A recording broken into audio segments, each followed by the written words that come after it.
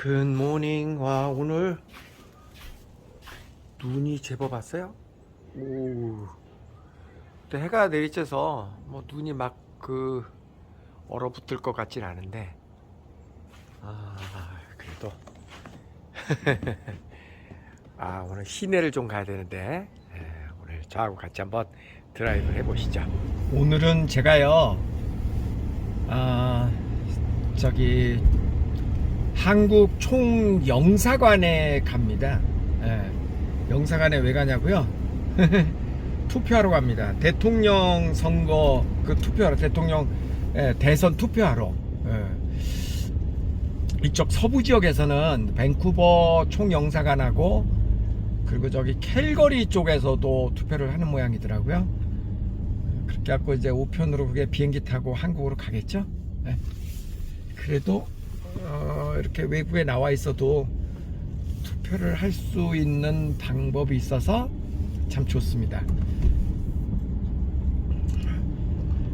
여기 밴쿠버만 해도 뭐 저기 서울하고도 한국하고도 굉장히 심리적으로도 굉장히 가깝고 또 일보기도 편안합니다. 여기 오후 시간대면은 이제 한국의 아침 시간이고 그래서 크게 불편하지 않고 대충 한 10시간 정도 걸리잖아요, 비행기 타면은요. 그러니까 뭐 한숨 자고 일어나면은 될 정도로 뭐 괜찮습니다. 어제 오늘 또 그저께 좀 요즘 며칠 좀 추웠어요. 근데 여기 밴쿠버 지역이 이렇게 추우면 희한하게도 한국도 춥더라고요. 한국도 요즘 많이 춥지 않나요? 그럴 것 같습니다. 또 여기 밴쿠버 지역은 눈이 이렇게 와도 오래 안 갑니다. 왜냐면 금방 녹습니다. 1년에 영하로 이렇게 푹푹 떨어지는 날이 뭐 며칠 안 됩니다. 열흘도 안 될걸. 그 눈이 와도 그냥 하루 이틀 지나면 다 녹습니다. 그리고 여기 길은 그래도 이제 잘 닦아 놓으니까 저기 그래서 소금차가 그러니까 눈 오면은 이제 바로 떠가지고 큰 길들은 다 정리가 돼 있고 이제 골목골목 자기네 집 앞은 자기가 쓸어야 되죠. 이 정도 눈 오는 거는 뭐 개의치 않습니다. 그래도 1년에 올해는 눈이 조금 왔었고요. 작년, 재작년 요 몇 해 동안은 눈 별로 안 왔었는데 어쨌든 토론토하고 달리 이쪽 밴쿠버 지역은 뭐 그렇게 겨울이 혹독하게 춥다거나 그런 거 전혀 없습니다. 우리 집에서 밴쿠버 총영사관까지 거기가 그러니까 밴쿠버 다운타운 제일 복잡한 길입니다. 거기까지 약 50분 정도가 소요되는 걸로 지금 나오네요. 우리나라에서는 이렇게 주로 여러분 내비게이션을 뭐를 씁니까? 카카오 내비라든가 뭐 네이버 뭐 이런 거 쓰시죠. 아니면 뭐 SKT라든가 KTS에서 나온 그런 거 내비를 쓴다거나 하는데 외국에 나오면은 구글을 전부 다 씁니다. 구글. 저도 지금 구글 지도를 보고 그러고 가거든요. 구글 딱 켜면 뭐 안내도 한국말로도 나오고 구글이 좋습니다. 우리나라에서는 이 구글 길 안내가 안 되는 걸로 알고 있습니다. 우리나라에서 허락을 안 해서 우리나라에서는 이제 구글 지도를 잘 못 쓰는데 구글 내비를 안 쓰는데 이제 어지간한 외국 나가면은 전부 다 이 구글 지도를 보고 다닐 수가 있습니다. 시간 되는 데까지 또 이런저런 얘기하면서 시내 구경도 덕분에 뭐 이럴 때 시내 구경 한번 하죠. 뭐 이게 사실 약간 외곽 도시에서 이렇게 살다 보면 특별한 일이 없으면 시내 나갈 일이 없습니다. 여기가 아주 외곽은 아주 시골은 아니거든요. 그러니까 이게 메이플리치 그 다음에 뭐 포트무드 이런 동네가 서울로 따지자면은 뭐 강남 한복판 막 이런 데는 아니죠, 당연히. 그런 데는 아닌데 약간 좀 외곽 끄트머리 정도. 그러니까 의정부하고 접경 경기도 의정부잖아요, 그죠? 그러니까 고개의 끝도시 뭐기 이런 약간 외곽 개념이에요, 서울로 따지자면. 그래도 되게 한가하죠. 예. 여기 그 다운타운은 가도 걸어서도 뭐 한 30분에서 1시간 정도면 구석구석 다 볼 정도로 되게 좁습니다. 예. 캐나다는 확실히 인구만 많지 작은 도시입니다. 예. 인구가 아직 4천만이 안 되잖아요. 여기 저 캐나다 인구 자체가. 그러니까 땅은 우리나라보다 훨씬 넓은 데 비해서 인구는 우리 남한만도 못하니까, 그러니까 여기는 지금도 계속해서 그 이민자들이 유입이 되고 있는 곳입니다, 이 캐나다는.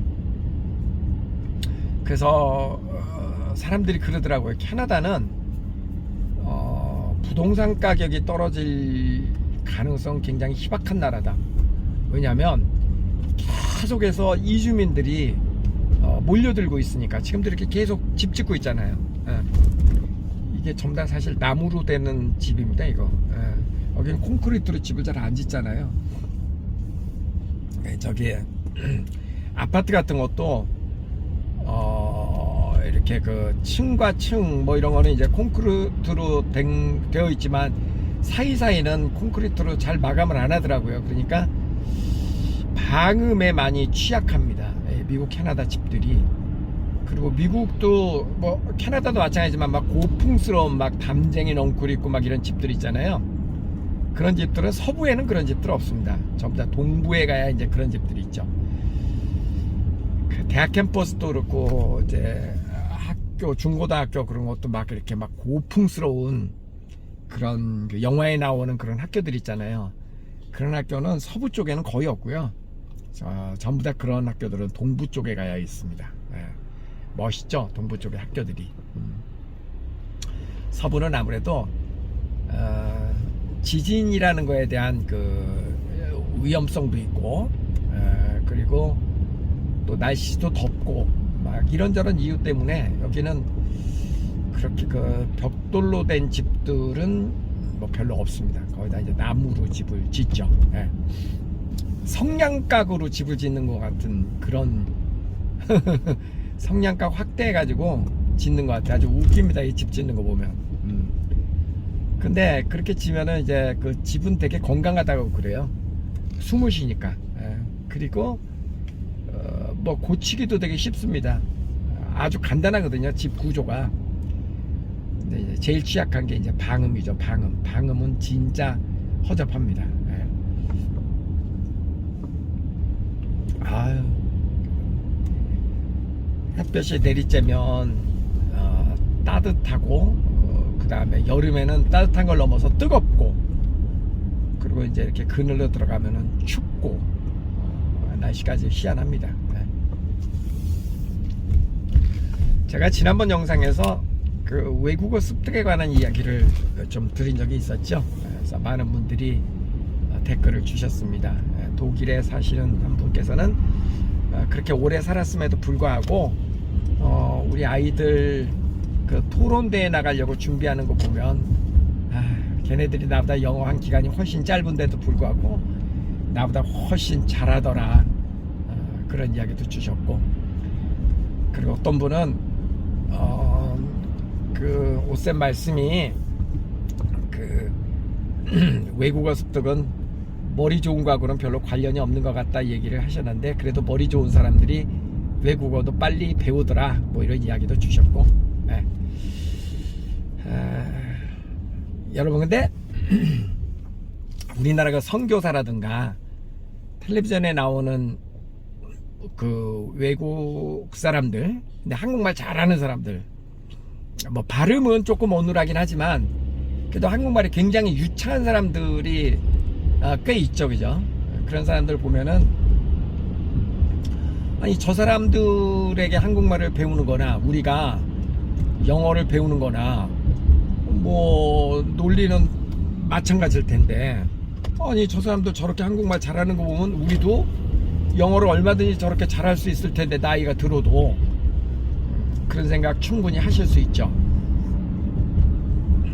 그런데 있잖아요, 서양 사람들이 한국말을 배우는 거하고 우리가 영어를 배우는 거하고 그 난이도가 똑같을까요? 그렇지 않습니다.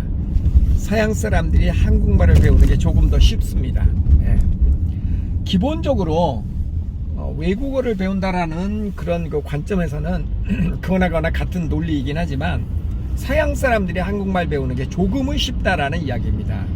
그게 왜 그러냐면은 우리나라 말이 그만큼 순수하기 때문에 그렇습니다. 예. 그러니까 그 얘기를 또 역으로 얘기하면 영어가 우리나라 말보다는 예외도 많고 조금 더 복잡합니다. 예, 복잡합니다. 그래서 외국 사람이 한국말 배우는 것이 조금 더 쉽습니다. 예를 들어서요, 그 시제가 영어에는 12가지 시제가 있죠. 현재, 과거, 미래, 현재 진행, 과거 진행, 미래 진행, 이렇게 그 기본 시제하고 진행 시제가 있고, 그 다음에 완료 시제라는 게 있잖아요. 현재 완료, 과거 완료, 미래 완료, 현재 완료 진행, 과거 완료 진행, 미래 완료 진행 시제, 이렇게 12가지의 시제가 있습니다. 근데 우리나라는 한글은 6가지 시제밖에 없죠. 현재, 과거, 미래, 그 다음에 현재 진행, 과거 진행, 미래 진행, 즉 완료 시제의 개념이 우리 말에는 없습니다. 그러니까 우리가 그 서양 언어를 배울 때, 영어를 배울 때 시제에 대한 개념, 특히 그 완료 시제의 개념을 이해하는 게 상당히 어렵죠. 상당히 어렵죠. 반면에 말레이 인도네시아어, 그러니까 말레이시아나 인도네시아에서 쓰는 말들은 우리나라 말보다 더 쉽습니다. 배우기도 더 쉽다고 그러죠. 왜냐하면 거기는 시제가 제가 알기로 없는 걸로 알고 있습니다. 그러니까 동사의 원형을 그냥 써서 나는 간다 내일, 그러면 이제 그 내일 가는 거고 미래 시제고, 나는 간다 어저께, 그러면 그건 어저께 간 거고 과거 시제가 되고, 그러니까 부사를 가지고 시제를 변형을 시키는 거죠. 그러니까 좀 단순하죠. 그리고 우리나라가 그 서양 사람들에 비해서는 그 문화 성향적으로 이동이 조금 적은 문화권이잖아요. 왜냐하면 농경 문화권이니까. 농경 문화권은 막 이동하면서 생활을 하는 게 아니잖아요. 그러니까 이렇게 그 농경 문화권에 있는 사람들의 언어의 특징은 방언이 굉장히 발달이 돼 있죠. 그래서 사투리가 많이 발달이 돼 있다는 얘기입니다. 왜냐하면 이동을 안 하니까. 그래서 우리나라처럼 땅덩이가 좁은 나라임에도 불구하고 그렇게 다양한 사투리가 존재하는 것도, 그것도 참 신기하죠. 만약에 우리나라보다 몇십 배 이 땅덩어리가 넓은 미국이나 캐나다 같은 나라가 같은 논리라고 그러면은 아마 사투리가 어마어마하게 많을 겁니다. 근데 영어는 사투리가 있긴 있죠. 있긴 있는데 우리나라처럼 그렇게 심하진 않습니다. 그 면적에 비해서. 그거는 왜 그러냐면은 우리나라는 이동을 안 하는 그런 민족 성향을 가지고 있고 문화 성향을 가지고 있고, 서양 사람들은 기본적으로 이동성 문화 성향을 갖고 있는 사람들이기 때문에 그렇습니다. 그리고 거기에 이제 또 그 커뮤니케이션의 발전, 통신의 발전으로 서로가 많이 교류를 하니까, 요즘 예를 들어서 우리나라도 옛날만큼의 사투리가 있지는 않습니다. 예를 들어서 지금부터 50년 전만 해도 제주도 사투리는 정말 알아듣기가 힘들 정도로 같은 한국말이라도 차이가 많이 났었죠. 근데 요즘 제주도의 젊은 사람들은 사투리 안 쓴다고 그러죠. 왜 그러냐면 일단 뭐 통신의 발달로 뭐 텔레비전이라든가 뭐 이런 뭐 하여간 커뮤니케이션 수단이 굉장히 발전이 됐잖아요. 그리고 뭐 도시에서도 제주도로 많이 여행들도 오고, 그러니까 워낙 그냥 많이 섞이니까 굳이 그렇게 제주도 말을 쓰지 않게 되는 거죠. 뭐 그런 이유 때문에 그렇게 이해를 하시면 이제 쉬울 겁니다. 어쨌든 우리나라는 그렇게 이제 어떤 언어가 한 지역에서 이렇게 쭉 발달되어 있고 막 그냥 섞임이 조금 적었기 때문에 그래도 언어적으로는 상당히 순수한 혈통을 가지고 있습니다. 그리고 이 한글이라는 이 우리 글 자체가 언어학적으로도 굉장히 우수한 글입니다. 엄청나게 우수한 글이죠. 왜냐하면 한글의 특징은요, 그 한글은 정확하게 쓴다라는 것이 굉장히 힘듭니다. 예, 그러니까 뭐 철자뿐만 아니라 한글에서 제일 어려운 게 뭐예요? 사실은 띄어쓰기죠. 띄어쓰기를 완벽하게 하는 거 정말 어렵습니다. 저도 자신이 별로 없습니다. 그런데 그럼에도 한글이 주는 매력은 띄어쓰기를 정확하게 하지 않아도 철자를 대충 적어도 의미 전달이 비교적 잘 된다라는 거죠. 예, 그러니까 그게 글로서는 굉장히 우수한 거죠. 왜냐하면 이 우리 말이나 한글이나 백성들의 언어잖아요. 그냥 보통 사람들이 의사 전달을 하고 서로 그런 그 아주 늘 일상적으로 쓰는 모든 사람들의 그 커뮤니케이션 수단인데, 이게 어렵지 않고 그냥 누구나 자유롭게 대충 쓰고 대충 적어도 다 알아들을 수 있고, 그리고 또 소리 나는 대로 적을 수 있는 그런 글자잖아요. 근데 한자 같은 것은 그렇게 안 되죠. 뜻글자니까. 영어는 우리말보다는 훨씬 더 뭔가 규칙이 정확한 거가 있죠. 그죠? 띄어쓰기가, 영어는 모든 단어는 그냥 띄어쓴다. 그냥 아주 단순하잖아요. 모든 단어는 그냥 띄어쓴다. 근데 한글은 띄어쓰기가 이게 만만치가 않습니다. 그러니까 이 우리 글은요, 이게 그 디지털화 되었을 때, 즉 지금 우리 자판기로 우리가 그 디지털 시대에 글을 쓰잖아요. 이런 것도 얼마나 용이하게 잘 사용할 수가 있습니까? 그러니까 정말 우수한 글입니다. 우수한 그림에 틀림이 없습니다. 우리 한글은 디자인적으로도 굉장히 매력 있는 글이고, 그리고 아예가 여러 면에서 한글은 참 탁월한 글이죠. 자, 한글은 이제, 그런데 영어는 왜 배우기가 어렵냐면요, 영어가 이제 양면성을 가지고 있습니다. 양면성이라는 건 뭐냐면, 전 세계 사람들에게 친숙한 글이면서도 전 세계 사람들이 또 배우기 굉장히 어려운 그런 글이기도 합니다. 그러니까 왜 그러냐면, 어느 나라 말보다도 역사가 오래된 말과 글이 영어죠. 그러니까, 그리고 이제 언어학계 그 역사학적으로 보면은 굉장히 많은 나라의 침략과 또 뭐 이런 그 전쟁과 그러면서 막 썩히고 굴르고 막 그러면서 이제 언어가 발달한 거죠.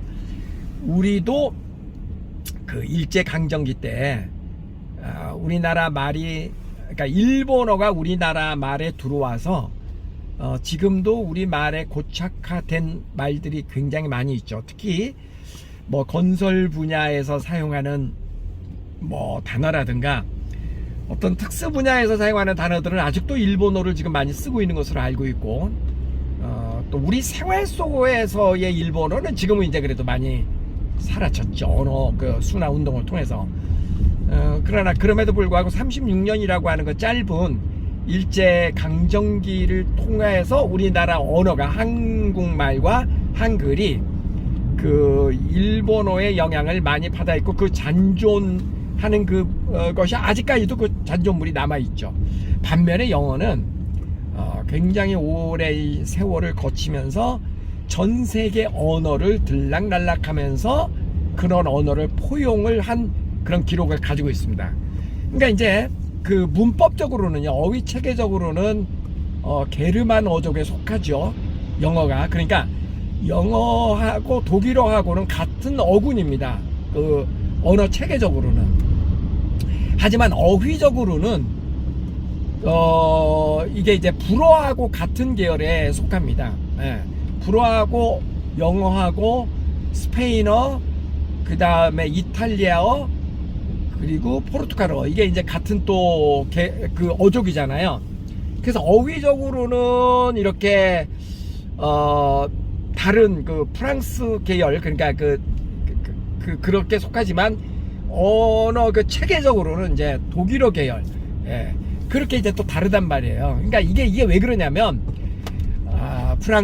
영국이 프랑스의 침략을 당하고 막 이런 게 서로 막 섞이고 막 이런 과정에서 언어가 막 뒤섞인 어떤 그런 과정이 있었다라는 거죠. 그래서 그 영어는 세계 각국 사람들에게 되게 편하게 느껴집니다. 왜냐하면 단어가 세계 각국의 많은 단어들이 그 영어에는 들어와 있습니다.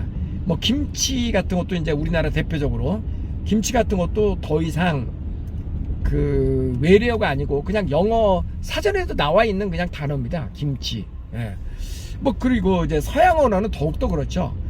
뭐 거기 유럽 계열의 언어라든가 이런 것들은 보면은 어디 이렇게 외국 나가서 대충 보면은 뜻이 감이 잡히잖아요. 그죠? 철자는 조금 달라도 이렇게 딱 보면 아 이게 그런 말이구나 하고 이렇게 감이 잡히잖아요. 그래서 뭐 독일 사람이라든가 스웨덴 사람이라든가 뭐 이런 그 서양 사람들에게는 그 영어가 그렇게 낯설지가 않습니다. 특히 뭐 스웨덴 같은 데 가보면은 그냥 자기네 그 스웨디시가 있죠. 스웨덴어가 있음에도 불구하고 그럼에도 불구하고 뭐 외화 같은 거 영어로 된 방송물 같은 거를 굳이 그 뭐 더빙을 한다거나 자막 처리를 하지 않고 그냥 스웨덴어로 그대로 그냥 방송을 합니다. 아니 영어로 그냥 방송을 합니다. 그래서 그쪽 유럽 사람들은 뭐 2개 국어 3개 국어를 그냥 예사롭지 않게 하죠. 예사롭지 않게 그냥 합니다. 그런데 이제 우리나라 사람들처럼 조금 문화권이 다른 그런 사람들이 그런 언어를 배울 때는 막 언어가 그 순수함을 많이 잃어서 굉장히 복잡하게 느껴집니다. 그러니까 언어 자체도 조금 우리나라보다는 조금 복잡함에도 불구하고 또 거기에 어휘 체계라든가 이런 것들이 막 세계 각국의 그 언어들이 막 짬뽕돼 있고 그래서 조금 더 어렵게 느껴지는 면이 없지 않아 있죠. 우리나라 사람들이 몇 개 국어를 한다는 것은 사실 쉬운 일은 아닌데 서양 사람들이 몇 개 국어를 하는 것은 상대적으로 우리나라 사람보다는 조금 쉬운 면이 없지 않아 있습니다. 그런데 이제 미국 사람이나 캐나다 사람들 보면은요, 그러니까 유럽 사람들은 언어 감각이 꽤 좋습니다. 유럽 사람들은 영어는 기본적으로 하는 사람들이 많이 있고, 그리고 뭐 이제 자기네 나라 말, 그리고 이웃한 나라 말들은 대부분 합니다. 좀 배운 사람들은. 근데 미국 캐나다 사람들은요, 캐나다는 이제 저 동부 쪽에 가면은 이제 그 영어하고 불어를 같이 사용하는 이중 언어 문화권이니까 불어를 쓰는 사람이 있지만, 이쪽에 이제 그 서부 쪽 사람들, 그리고 이제 미국 사람들은 영어에 대한 자부심이 또 워낙 커서 그러니까 다른 언어를 배우려고 하지 않죠. 대체로 그렇습니다. 일반 사람들은. 그래서 미국 사람들은 그 외국어에 그다지 능하지가 않습니다. 미국 사람들은 적어도 그렇습니다. 뭐 아쉬우면 니네가 영어 배워라. 뭐 약간 그런 식이죠. 일반인들을 얘기하는 겁니다. 근데 이제 유럽 사람들은 워낙 그 자기 나라도 좁고, 그러니까 유럽의 커다란 하나의 공동체잖아요. EU. 그런데도 그 공동체 속에서도 뭐 나라가 워낙 많이 이렇게 섞여져 있으니까, 그리고 그 나라마다 화폐 단위도 다르고, 이제 그거는 그래도 이제 그 유로화로 이제 통일이 됐지만, 언어는 여전히 다 다르고 문화도 다 다르고, 그러다 보니까 이 사람들은 그 외국어에 상당히 능합니다. 네. 어쨌든 제가 많이 까먹기는 했는데요. 제가 대학원에서 언어학을 전공했잖아요. 그래서 조금 읊을 줄은 압니다. 많이 지금 그때 지식으로 지금 썰을 풀다 보니 일부는 정확하지 않은 게 있을 수도 있어요. 근데 대충의 개념은 틀리지 않을 겁니다. 대학원에서 배웠던 거니까. 하여간 그래요. 그래서 그 외국 사람들이 한국말 배우는 것이 조금 더 어렵습니다. 결론은 이제 그거고, 그 얘기를 하려고 하는 거고, 그리고 또 머리 좋은 사람이 외국어도 조금 빨리 배우더라. 그건 맞는 얘기죠.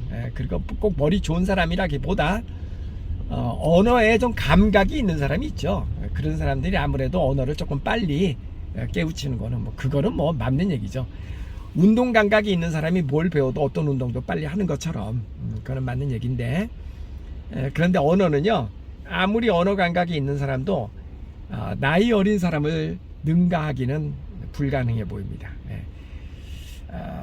그러니까 무조건 나이는 언어에서는 생명입니다. 그래서 어렸을 때부터 그 외국어에 많이 노출이 된 사람들은 나중에 성인이 돼도 그 외국어를 배우기가 훨씬 또 쉬워집니다. 예, 그런 게 있어요. 그래서 그런 말도 있잖아요.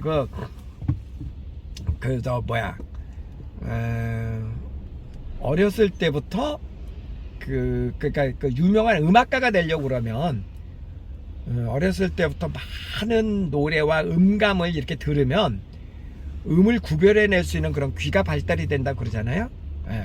그거하고 같은 논리라고 보면 됩니다.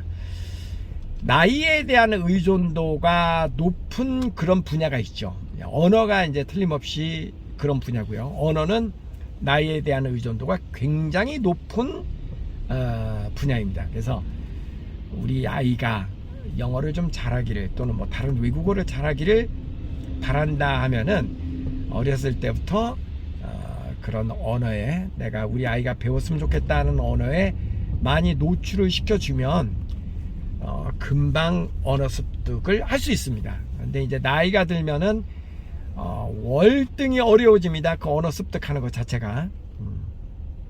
언어는 분명히 나이에 대한 의존도가 많은 과목이 틀림없고요. 그리고 언어뿐만 아니라 예체능, 특히 음악 쪽, 악기 이런 쪽도 나이에 대한 민감도가 굉장히 높아서 이런 그 악기 같은 것도 내가 바이올린을 해서 세계적인 뭐 바이올리니스트가 되겠다 그러면은 그것도 아주 어렸을 때부터 음감을 익히고 하지 않으면은 세계적인 바이올리니스트가 되는 것은 어렵다. 뭐 음악을 전공하신 분들이 그런 이야기들을 이구동성으로 하시더라고요. 그래서 그 부분도 한번 우리가 참고를 해 볼만 합니다. 그런데 이제 또 반대로 그 수리 계열 있잖아요. 수학 같은 거. 그런 거는 나이가 들면은 오히려 더 그렇게 분석력이라든가 이런 것이 발달한다고 그래요. 그러니까 나이가 들어도 그런 부분은 크게 우려를 안 하셔도 될 것 같다. 그러니까 그 백세가 나오신 김영석 교수님이 그런 얘기를 하셨잖아요. 육체는 말을 잘 안 들어도 나이가 들면 그래도 이렇게 뭐 글 쓰는 거라든가 그 다음에 이성적으로 생각하고 머리 회전으로 하고 이런 것들은 뭐 90세까지는 발달이 되는 것 같더라, 이런 얘기를 하신 거를 제가 어떤 강연에서 들은 적이 있거든요.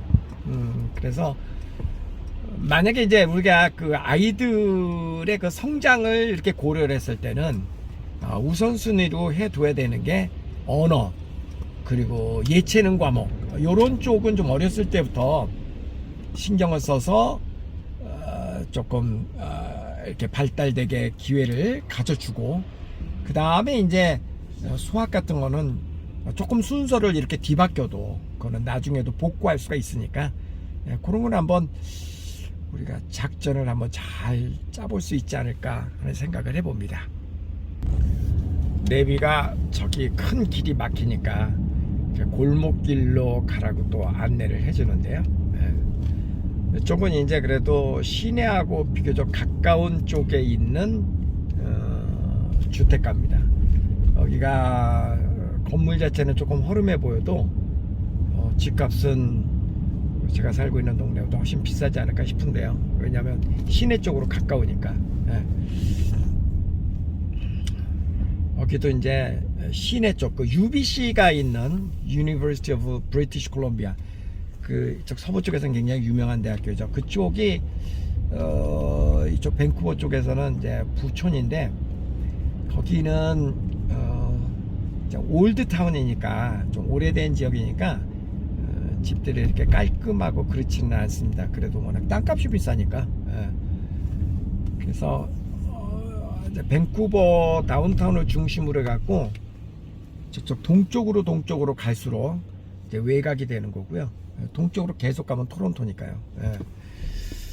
근데 요즘 이제 도심이 계속해서 이제 팽창을 하고 있습니다. 앞서서 말씀드린 대로 밴쿠버 지역이 계속 이주민들이 늘어나면서 팽창을 하고 있어서 전에는 뭐 메이플리지도 상당히 외곽처럼 느껴졌는데 한 15년 전에는, 지금은 뭐 메이플리지도 뭐 그렇게 외곽처럼 느낌이 들지 않습니다. 코앞까지 스카이라인이 들어와 있고 막 이러니까요. 밴쿠버는 시내 쪽으로 이쪽으로 가면은 중국 사람들이 참 많이 삽니다. 이 밴쿠버 쪽은. 그래서 홍콩에서 이사 온 사람도 많아하고 홍쿠버라는 이름도 갖고 있고, 또 비가 많이 온다 해서 레인쿠버라고 하는 별명도 갖고 있고. 그러니까 그 이방인들이 별로 낯설지 않게 느껴지는 곳이 이쪽 그 밴쿠버 지역입니다. 워낙 이주민들이 많아서 그렇습니다. 자, 이제 제가 오늘은 제가 지금 저기 한국 총영사관에 투표하러 가는 날이잖아요. 그래서 투표에 대한 이야기를 한번 좀 해볼까 그럽니다. 저는 이번 그 대선 이렇게 준비하는 그 과정을 이렇게 쭉 보면서 많은 사람들이 같은 느낌이겠지만 너무나 많이 슬픕니다. 가장 슬픈 것은 어떤 한 가지 팩트를 놓고 분명히 어떤 사건은 분명히 하나겠죠. 그리고 진실은 분명히 하나겠죠. 그런데 어떻게 된 일인지 요즘은요, 그 한 가지 진실을 놓고 예를 들어서 뭐 보수 쪽 신문이라고 하는 조중동, 그 다음에 또 이쪽 좀 진보 쪽이라고 하는 뭐 오마이뉴스라든가 그 다음 한겨레 신문이라든가 이런 쪽, 그 두 양쪽의 그 뉴스를 전달하는 방식을 보면, 야, 분명히 팩트는 하나인데 너무나 서로가 다른 거예요. 그리고 서로가 서로를 바라보는 눈이 사실의 진위를 떠나서 그냥 우리 편이 이야기하면 그게 다 진실이고 상대방이 이야기하는 거는 전부 다 가짜 뉴스고, 막 약간 그런 분위기가 분명히 있죠.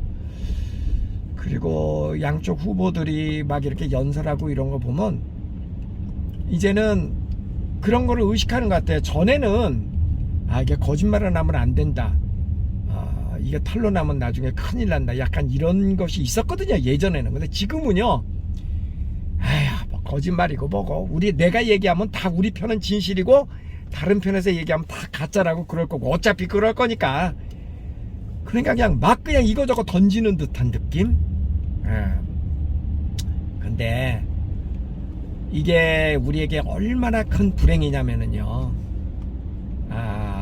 이 대선 주자들이 보여주는 그런 모습, 다시 얘기해서 우리의 리더 계층들이 보여주는 이런 모습들이 결국은 국민들에게 그대로 영향을 미쳐서 우리나라 요즘 사람들의 사고방식이 정말 내 편은 내 편, 그리고 나와 생각이 다른 사람은 남의 편, 그러니까 이렇게 그냥 두 조각으로 탁 나눠가지고 네 편 내 편만 있는 것 같아서 마음이 정말 너무 많이 아픕니다. 너무 많이 아픕니다. 그러니까 우크라이나가 이제 어제 전쟁 비슷하게 이제 러시아가 침략을 했잖아요. 근데 그것도 보면 우크라이나 내에 러시아 쪽을 향하는 그런 민족 집단이 있어서, 그러니까 같은 나라 안에서도 생각을 달리하는 두 개의 집단이 있기 때문에, 그렇기 때문에 이렇게 침략을 당하고 나라가 또 쪼개지고 그러는 거잖아요. 이게 정말 위험한 거거든요. 근데 그렇지 않아도 지금 우리나라는 이 조그만 나라가 남한과 북한으로 이렇게 나눠져 있는데, 같은 또 남한 내에서도 또 뭐 이렇게 짜려고 그러니까 정치적 논리로 좌판이 우판이 하면서 또 쪼개지고, 그 다음에 또 지리적으로도 영남이니 호남이면이 하면서 쪼개지고, 막 이렇게 양분법으로 계속 세포 분열을 하는 것 같아서 근데 이제 지금은 이제 심지어는 진리마저도 진실마저도 어떤 분명히 진실은 있는데, 그죠? 진실은 있는데 예를 들어서 H2O다 그러면 수소와 산소가 만나가지고 물이 되는데 그건 진실이잖아요. 그런데 그냥 수소하고 탄소가 만나면 물이 된다라고 우기면 진실과 관계없이 우리 편에서 그렇게 얘기하면 그게 진실이 되고, 남의 편에서는 수소와 산소가 만나면 물이 된다라고 얘기하면 가짜 뉴스가 되고, 그러니까 진실은 어디로 가버린 것 같아요 요즘은. 이게 이게 지금 어떻게 된 일인가, 마음이 너무 아픕니다. 그래서 차기 대통령은 누가 되든 간에 이런 문제를 수습하지 못하면은, 그러니까 포용할 수 있는 능력이 있지 않으면은 정말 앞으로 우리나라는 암담한 그런 지금도 사실 많이 암담하긴 한데 좀 많이 좀 가슴이 답답합니다. 그리고 이렇게 막 저는요 정말 평생 정치 같은 거는 못할 것 같아요. 왜냐하면 그 정치인들 하는 모습 보면 막 서로 밟아가지고 이기려고 그러잖아요. 어떻게 밟아서라도 이겨가지고 내가 이기려고 하는 거. 근데요 그 사람 사는 논리가 그런 거 아닌가요? 누구든지 사람들은 이기고 싶어 하잖아요. 그러니까 이기고 싶어 하는 게 모든 사람들의 본성인데, 그래서 이기고 싶어 하는 사람에게 이기게끔 해주면 그 사람은 나의 친구가 되죠. 그렇게 하고 싶은데 그걸 하게끔 해줬으니까. 그런데 이기고 싶어 하는 본성끼리 맞짱 떠가지고, 그러니까 서로 맞부딪혀가지고 그걸 결투를 해가지고 이기는 거, 그게 지금 정치하는 사람들의 모습인 것 같거든요. 그러면 지고 나면은 적이 되잖아요. 그러니까 우리가 그런 모습도 많이 봤잖아요. 그 대통령 그 후보 선거할 때도 보면 본래는 논리적으로는 후보를 뽑는 거니까, 우리 당의 후보를 뽑는 거니까 이제 거기서 이기고 나면은 다시 원팀이 돼야 되는 게 논리죠. 그런데 그 과정에서 너무나 핥히고 뜯고 그래가지고 그 상처를 많이 내고 나면은, 그러면은 그 결과적으로 다시 뭉치기가 쉽지 않잖아요. 여러분, 우리가 마음을 좀 평화롭게 사는 방법, 뭐 정치인들은 그게 직업이니까 그렇다고 치더라도 그냥 보통 사람들, 특히 이제 조금 나이가 점점 들어가는 사람들, 저를 비롯해서 적어도 60이 넘어가는 사람들은 그 흔한 말로 나이값을 좀 하고 살아야 되잖아요. 그러니까 나이가 들어가면서 우리가 가져야 되는 마음가짐 중에 하나는 좀 너그러움이 아닐까 하는 생각을 저는 해보거든요. 우리가 이제 사람들의 얼굴을 보면 평화롭고 조금 마음의 여유가 느껴지고 뭐 그런 사람들이 있죠. 그러니까 우리가 마음의 평화를 갖고 조금 너그러워지려면은 어떤 연습을 해야 할까요? 그 연습은 바로 져주는 연습을 하는 겁니다.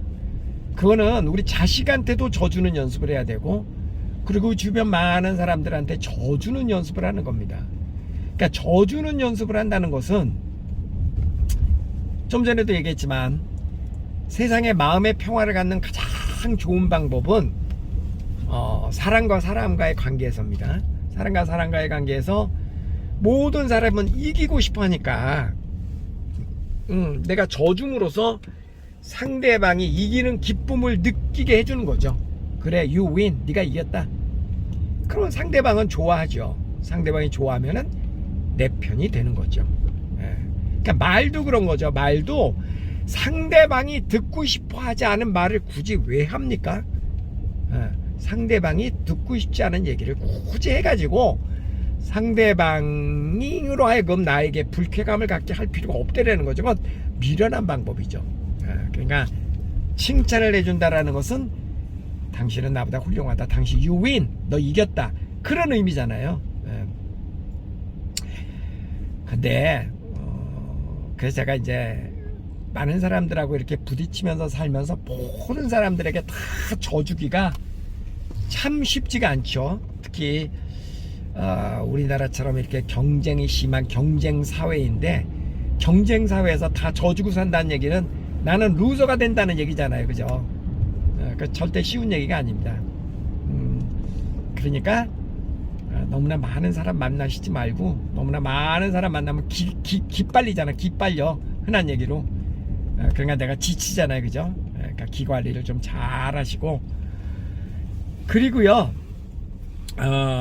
본래 그 사업도 그렇고 모든 것들이 성공적으로 사는 방식은요, 윈윈 하는 방식입니다. 본래 정상적으로 승리하는 것은요, 서로가 승리하는 게 그게 진정한 승리입니다.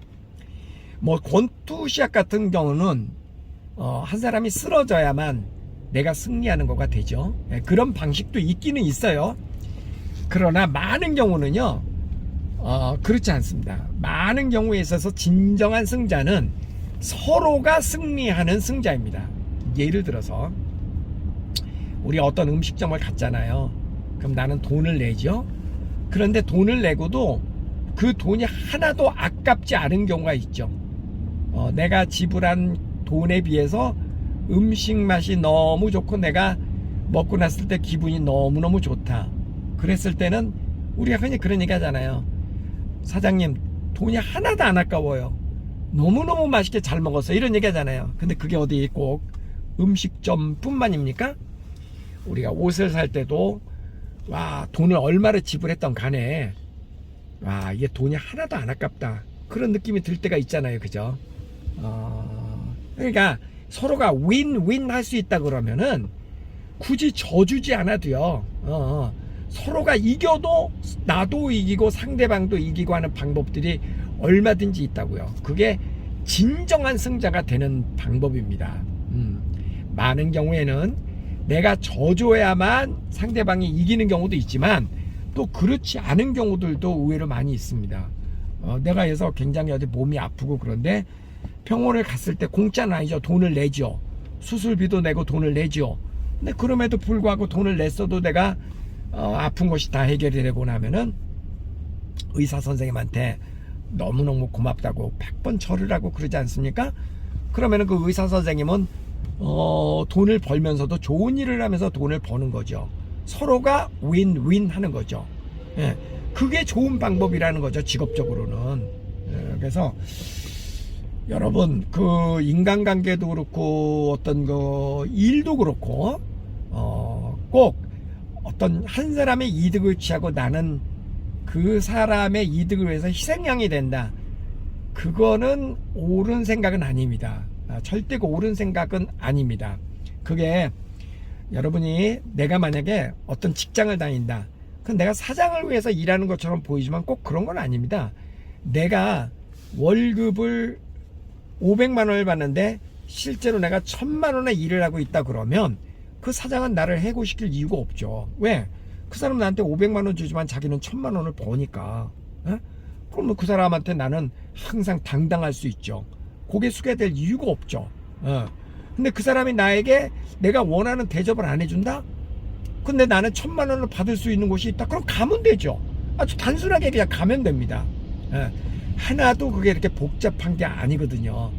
논리가 그렇게 복잡하지 않습니다. 그러니까 항상 좋은 인간관계, 좋은 관계는 서로가 윈윈 할 수 있는 관계, 서로가 윈윈 할 수 있는 관계가 그게 진정으로 좋은 관계거든요. 그리고 그런 관계를 만들려고 노력하면 저는 얼마든지 만들 수 있다. 근데 그런 관계가 잘 안 되는 이유는 뭐냐면 내가 너무나 많은 것을 가지려고, 내 능력보다 많은 것을 가지려고 욕심을 내니까 첫째, 내 맘대로 안 되니까 이제 스트레스를 받게 되는 거고, 또 하나는 내가 자꾸 남을 이기려고 그러니까. 그러니까 내가 그 정도의 가치가 있을 때는 상대방도 나에게 얼마든지 줘 줍니다. 그러니까 무슨 얘기냐면 키가 140밖에 안 되는 초등학생하고 키가 170이 되는 자기 몸무게 2배가 되는 어른하고 서로 맞짱 떴을 때 초등학생이 그 어른한테 덤비겠습니까? 딱 보면은 사이즈가 나오는데, 예, 이건 내가 붙어봐야 내가 지는 걸 아는데, 그러니까 초등학생이 감히 덤비지를 못하죠. 근데 초등학생이 그 어른한테 막 그냥 갖다 덤비면서 막 주먹질하고 그러면 그거는 자멸이죠. 자멸. 그런 거죠. 그러니까 모든 인간관계라는 것이 결국은 그런 것 같습니다. 내 그릇이 크면 상대방이 감히 나를 이기려고 안 합니다. 그릇을 딱 하면 자기 상대방 그릇보다 내 그릇이 확실히 크면 상대방이 나한테 이기려고 안 한다고요. 그리고 내 그릇이 크면 또 작은 사람에게 그만큼 포용력도 생기는 거고 그런 거잖아요. 그러니까 그게 막 이기려고 경쟁하고 이러는 것은 고만고만한 그릇 사이에서 박터지게 서로 이기려고 싸우기 때문에 피곤하고 힘들고 그런 거거든요. 그게 월등하게 차이가 나는 관계가 돼버리면 그런 일조차 없어지거든요. 그러면은 어떻게 하는 게 좋겠습니까? 내 그릇을 키우려고 노력을 하고 그리고 어지간하면은 그 비슷한 그릇끼리 이렇게 있을 때는 그냥 좀 져주고, 그리고 매번 져줄 수는 없으니까 그런 관계를 너무나 많이 만들지 말고, 너무나 만들면서 그냥 피곤하게 살지 말고, 그렇게 하고 좀 마음의 여유를 찾고 그래야만 조금 사는 게 편안하고 행복해집니다. 그것도 사는 거에 그냥 저는 요령이라고 생각이 되거든요. 이제 거의 시내 들어왔습니다. 시내 들어오니까 저 앞에 보니까 이제 빌딩도 좀 보이고 그러네요. 여기는 아래 지역이어서 그런지 눈이 뭐 거의 안 보입니다. 조금 그늘로 들어가니까 그늘 쪽에는 조금 눈이 보이는데 눈이 별로 안 보이네요. 눈이 별로 안 보여. 이쪽 그 진입로 쪽 양쪽으로 보면은 이 동네도 중국 사람들이 꽤 많이 살고 있는 지역이거든요. 그리고 뭐 간판 같은 것도 뭐 중국 사람의 느낌이 많이 보입니다. 그리고 여기 캐나다는 지금요 그 마리화나 우리말로는 대마초죠. 대마초가 이 나라에서는 합법입니다. 그러니까 그것을 다량으로 뭐 재배하고 다량으로 유통하고 그러는 것은 불법이지만 그냥 자기 개인적으로 사용할 목적으로 그냥 개인이 담배 피듯이 그런 거는 이 동네가 이제 합법화가 된 지 몇 년 됐습니다. 그래서 이제 시내에 이렇게 가다 보면은요 그 대마초 냄새가 제법 납니다. 그런 길이 있습니다. 모두가 그렇다라는 게 아니라 그런 그 좀 불량한 사람들이 홈리스들이 많이 지내는 그런 길들이 있습니다. 그리고 저녁 때 이제 해가 떨어지고 그러면은 시내 다운타운을 걷다 보면 어렵지 않게 그 마리화나 냄새가 납니다. 그러니까 마리화나를 피면서 다니는, 담배를 길거리에서 피는 것처럼 그런 사람들이 많이 보인다라는 그런 의미입니다. 제 이야기는.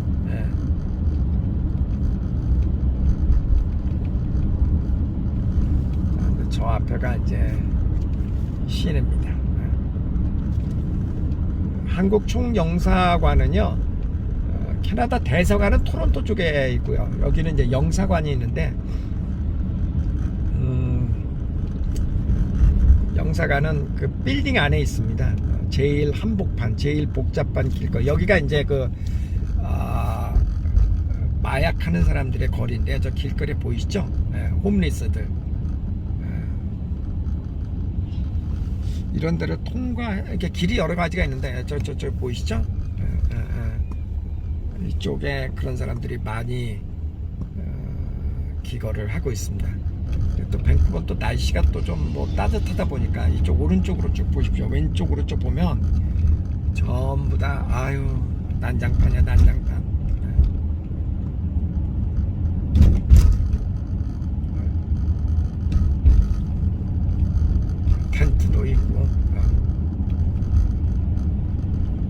여러분 무섭습니까? 저는 뭐 무섭진 않습니다. 저는 예를 들어서 이런 사람들 여기서 하룻밤 자라 그러면 전 잘 수 있습니다. 뭐 같은 사람인데 뭐 그럼요. 왜 못 자? 잘 수 있지. 영어도 되는데 같이 얘기하면서 자면 되지 뭐. 요 양쪽 길 쪽으로 요쪽이 이제 그 홈리스들이 그러니까 이게 마약 중독자들입니다. 어떻게 보면 이런 사람들이 다 마약 중독자들인데 많이들 있습니다. 이런 사람들 이 동네에. 요 길이 딱 그런 길입니다. 길 자체가 여기만 딱 지나가면 또 괜찮습니다. 길이 그런 길이니까요.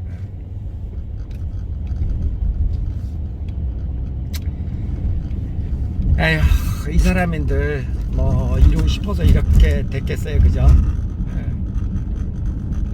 속된 말로 부모 잘못 만나고 어렸을 때 불우한 환경에서 생활을 하다 보니까 그렇게 됐겠죠. 이 차에서 이렇게 무슨 덜렁덜렁 소리가 이렇게 많이 나냐?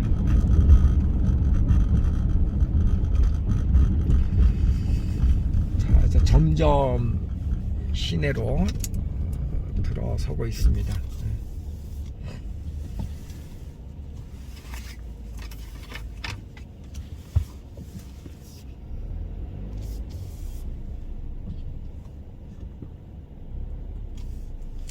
밴쿠버 시내는 거기 들어오는 입구만 조금 그랬죠. 시내 가면은 깨끗합니다.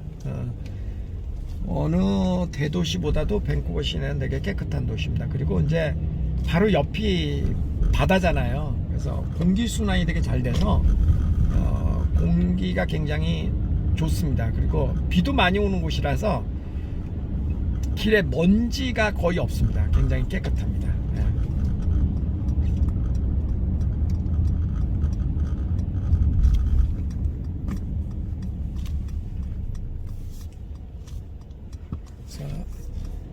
좌회전을 해야 되는데 여기는 전부 다 일방도로니까요.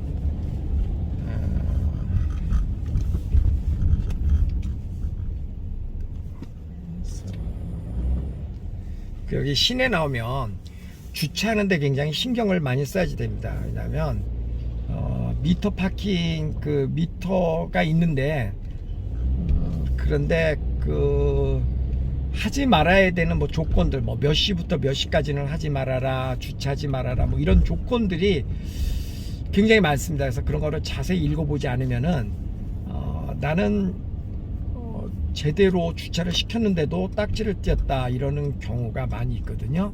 그래서 그런 걸 잘 읽어봐야지 됩니다. 와, 진짜 운전하기가 까다롭다. 이거 운전하기가 많지 않습니다.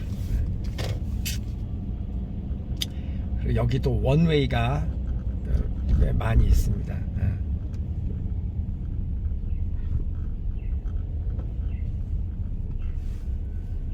약간 뉴질랜드의 웰링턴하고 분위기가 조금 비슷해요.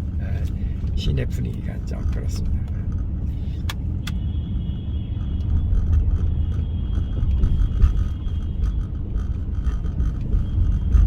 저도 국민의 한 사람으로 이렇게 투표를 하기 위해서 이 먼 길을 이렇게 지금 왔다는 것이 뿌듯합니다. 네.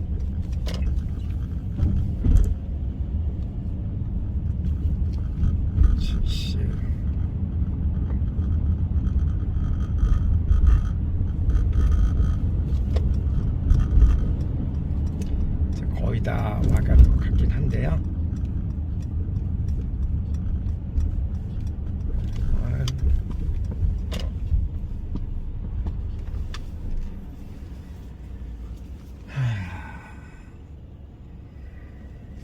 제가 여기가 지금 신호등이 빨간불인데도 제가 건너가지 못하는 거는 저분이 본래 파란불에 건너야 되는데 빨간불에 건너고 계시잖아요. 근데 여기는요 사람이 신호등입니다. 사람이 신호등.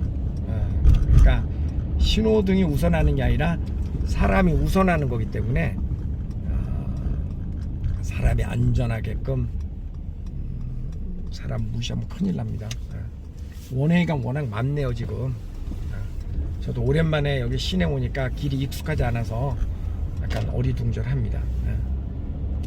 저기 이제 길 건너편에 있는 건물이 우리나라 총영사관으로 알고 있는데요. 그러니까 여기 어디쯤 이제는 주차시킬 데가 있으면 주차를 하는 게 좋을 것 같다라는 생각이 듭니다. 길 건너편인데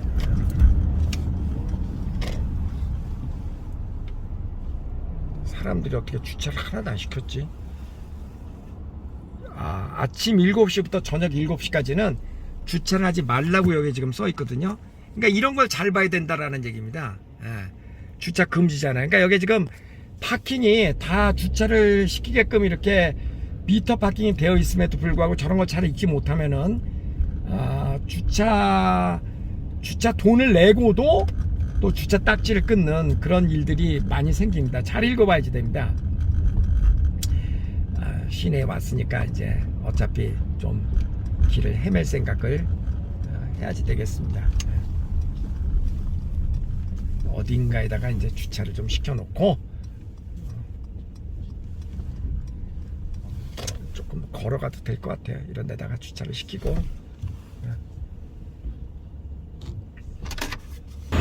이제 주차를 시키고 우리가 조지아 스트리트니까 이겁니다. 이거 여기가 우리 대사관이 있는 그런 건물이에요. 자, 16층으로 올라가야 돼요. 16층. 투표소라고 나와 있네. 이쪽은 지금 영상 업무 보는 곳이고 투표소. 네네. 대사관에서 이런 건 또 처음 보네. 이쪽으로 쭉 가는 모양이에요. 네. 자, 캐나다까지 와서 이렇게 투표를 해봅니다. 네. 안녕하세요.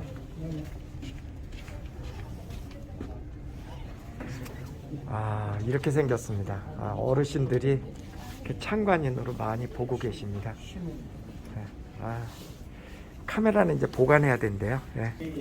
아니 왜 안 되는 거예요? 제가 투표를 하러 하는데 사전 등록을 안 하셔서 네, 10월부터 1월까지 선거 기간 전에 그래요? 네, 국외무죄자는 사전 등록을 하셔야 됩니다.